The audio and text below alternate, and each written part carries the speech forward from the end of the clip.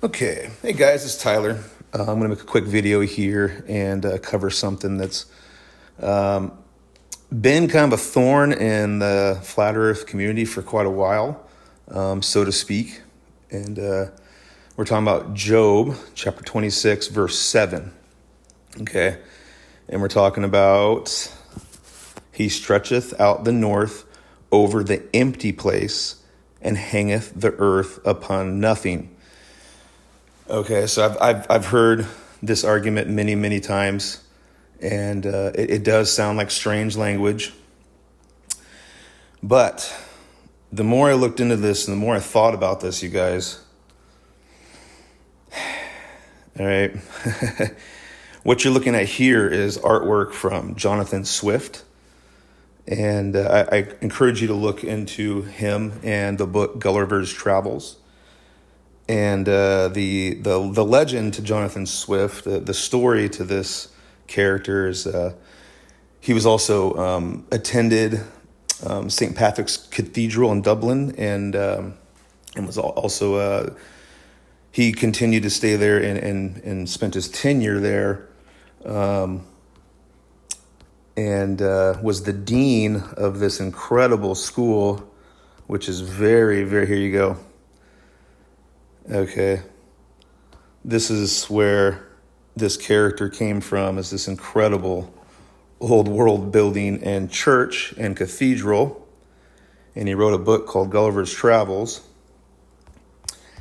And he's got this suspended floating city island camp of saints going on here. All right, and there's a lot of flying cities and things like that in a lot of different ancient cultures. For the Indians, I believe is called Vimanas. You want to look into Vimanas, which were flying cities. Even the Greeks, they had in Homer's Odyssey, the island of Aeolus, god of the winds, is described as a floating island. Delos, the island of Delos, was said to have once floated on the sea, and it was fixed in a place for the birth of Apollo and Artemis. I'm just now reading that, actually, for the birth of Apollo, Apollyon, from the Bible. It's also in Revelation, but guys, it's on the coins too, okay? Again, let's look at Job 26, verse 7. He stretcheth out the north over the empty place and hangeth the earth upon nothing. It just got me thinking, because of all these coins and the artwork and the camp of saints and floating cities, okay, and even after it, verse 8 and 9, let's see, this is my other stuff. I do everything off an iPhone. I'm not a computer guy. Yeah, I'm just making this before I get ready for work or go off to work here. The clouds underneath. You got these clouds. Where is it? All right. I'm just going to read to you Job 26, 7 through 9. He stretcheth out the north over the empty place. The north pole. In my head, it's right now we understand that as a very empty place. The North Pole. He hangeth the earth upon nothing. The earth in this verse, it just means ground. It means dry land that you walk on. It does not mean the world. Okay, you can look that up too. You can look up the original Hebrew word.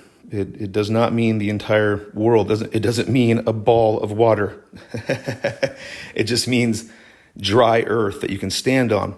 And directly after, in 7, I'm trying to show these clouds here. Well, anyways, he bindeth up the waters in his thick clouds, and the cloud is not rent under them. So it means the cloud is not torn under them. Okay? He holdeth back the face of his throne, and spreadeth his cloud upon it. Okay, I'm still doing some more research into this, but it truly does sound like we're talking about the camp of the saints. And when you look at Revelation, and behold, I saw the 144,000, and they were upon Mount Zion. Right? I'm going to do a very long, in-depth video on this. It's probably going to be an hour or two. But for now, I just wanted to get this out there, get a taste of it, see what you guys think, and see what kind of feedback I can get too. See if we can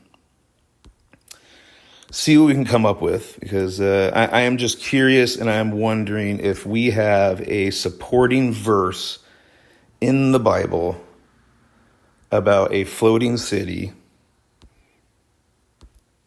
and it all connecting to what's going on with our current timeline, camp of the saints. And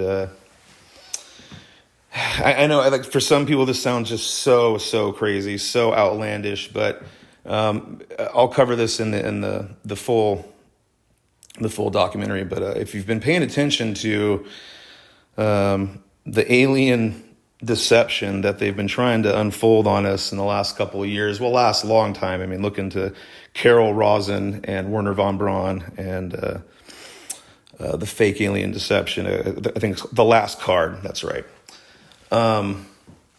Into making people believe that there's something massive up high in our atmosphere, and that it could descend from outer space and potentially be a threat to us. Again, I know you're like, Tyler, this is crazy. I'm going to turn this stupid channel off. I will show you. Look into the media the last 3 or 4 years. They've been talking about a mothership. They've been talking about contact with quote unquote aliens. This isn't crazy. But most of you, if you're even listening to me or paying attention to my channel, you're already really deep into conspiracy and the Bible like I am. So I don't have to do too much explaining. But guys, I don't know, do we have the supporting verse here in Job 26, verse 7? He stretcheth out the north over the empty place, and hangeth the earth upon nothing. He bindeth up the waters in his thick clouds, and the cloud is not rent under them. It's not torn under them. He holdeth back the face of the throne, spreadeth his cloud upon it. Help me to understand. If we're totally wrong about this, if I'm totally wrong about this, and I'm not sure, maybe someone else has talked about this already. Maybe this is old news, but I want to get it out there and have it be discussed amongst our brethren and sisters. Alrighty. Much love, guys. I'll do a very long, in-depth video on this soon. God bless you all. Thank you for watching.